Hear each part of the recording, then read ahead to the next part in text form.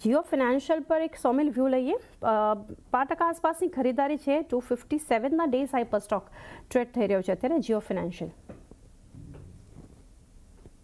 जियो financial में हजी पण डाउन ट्रेंड है in the very short term. 10 daily moving average 20-40 daily moving average बધી એવરેજીસ ની નીચે ચાલુ રહે છે એટલે અત્યારે ફોર નાઉ અવોઇડ કરીને ચાલવું જોઈએ. ઉપરમાં અગર 263 ની ઉપર ક્લોઝિંગ આવે છે તો પછી મને લાગે છે કે એક સારું રિવર્સલ બની શકે છે, પણ this will be a conditional by.